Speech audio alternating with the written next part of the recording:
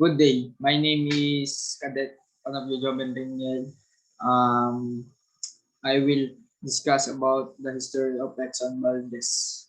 Let me share my screen.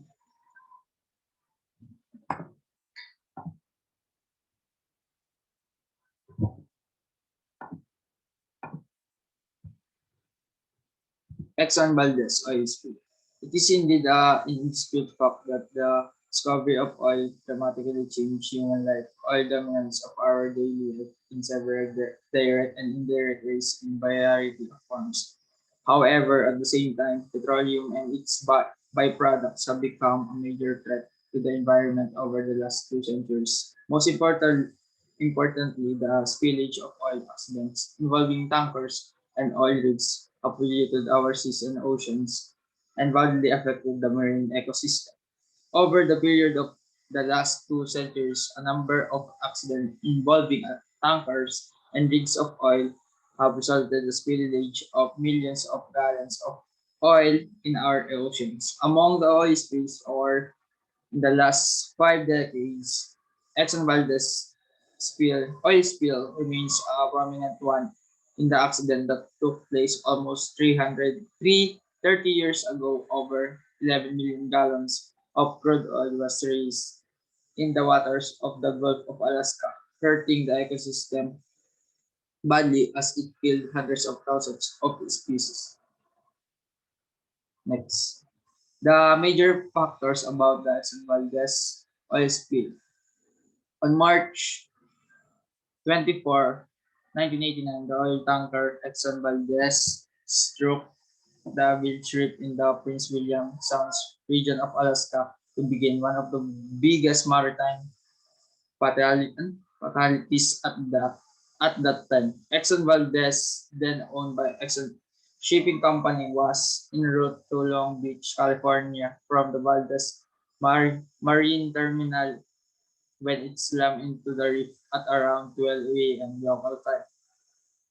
The tanker was loaded with roughly 54 million gallons of oil, of which 10.8 million gallons were released into the waters of Prince William Sound. As the hull of the vessel was torn open in the accident, Exxon Valdez oil spill, considered to be the second major oil spill occurred in the U.S. territory after the Deepwater Horizon oil spill.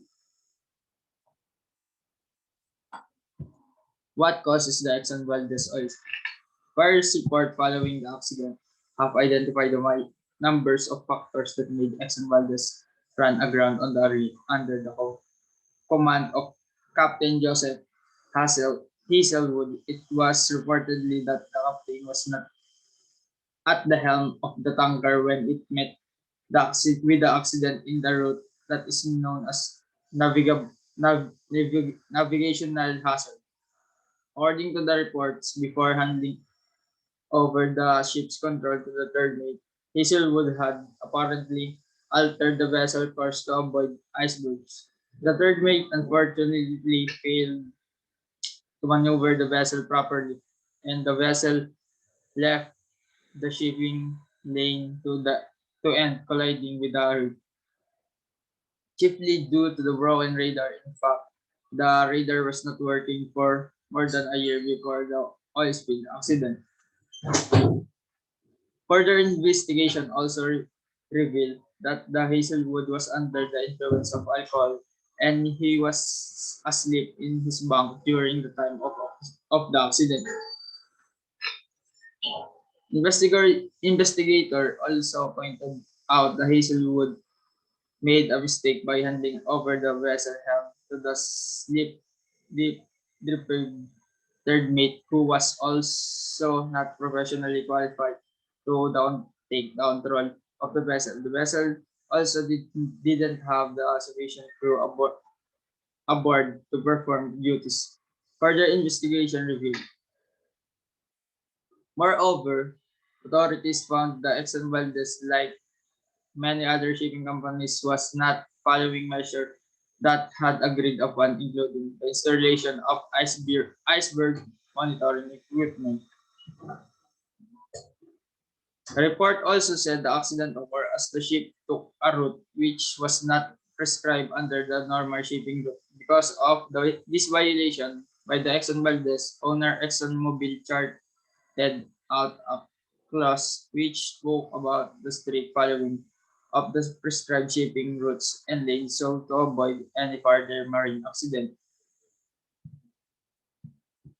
After a year-long investigation and trial, Hazelwood was acquitted of being drunk during the voyage. However, the captain was convicted of misdemeanoring negligence, fined 50,000 US dollars, and sentenced to serve 1,000 hours of community service. The impact of Exxon Valdez oil spill.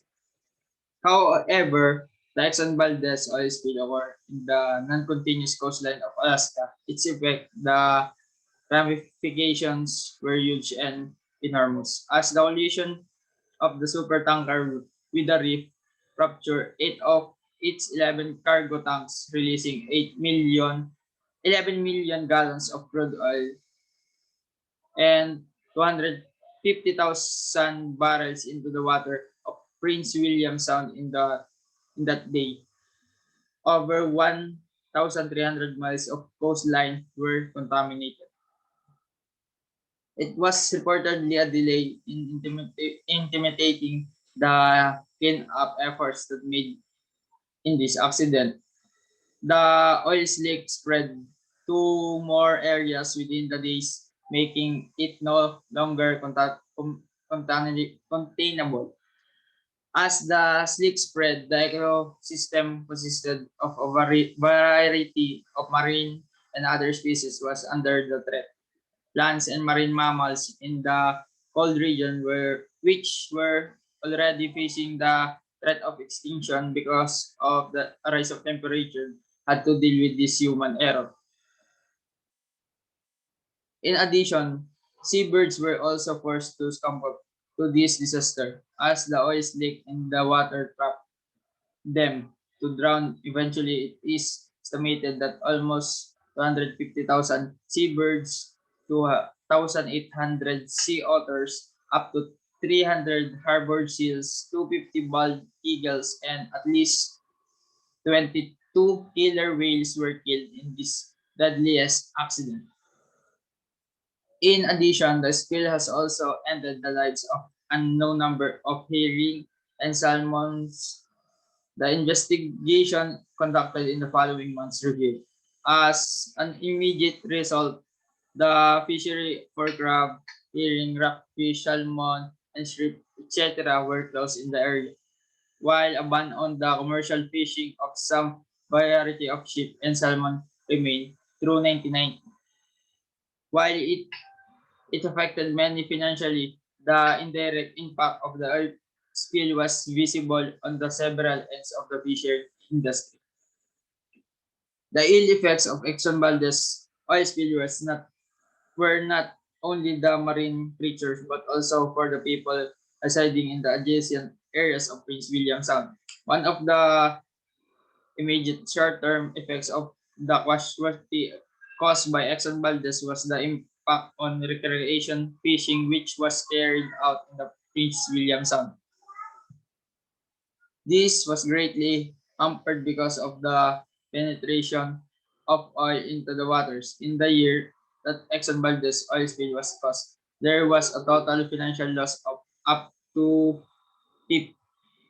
580 million due to the reduction and some areas to complete the absence of recreation of fishing. Additionally, tourism was also hampered throughout Alaska after that accident. The number of tourism who arrived in Alaska was a record low for almost a year following that oil spill.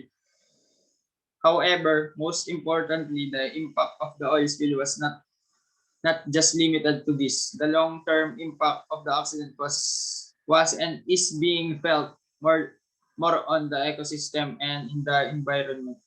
And in despite of the fact that the company of ExxonMobil helped greatly in the cleanup operation along with the U.S. Coast Guard, the inverted accident caused by Exxon Valdez ended up leaving a huge impact. Even years after the accident, the region is yet to recover completely from the oil spill.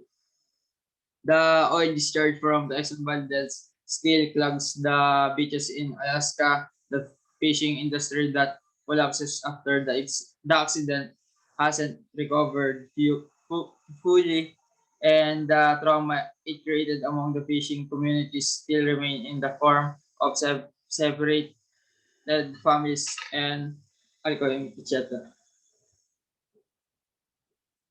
Uh, after the accident of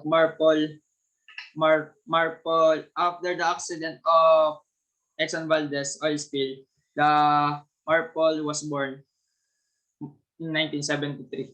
Marpol 73-78 Annex 1 regulation for the prevention of pollution by oil entered into force around October 2, 1983, and it was revised. Annex 1 entered into force January 1, 2000.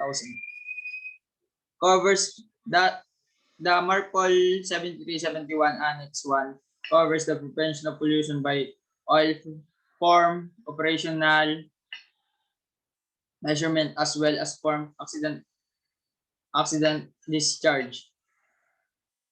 The 1992 amendments of 2 Annex 1 made it mandatory for few oil tankers to have a double hulls and brought into place in schedule for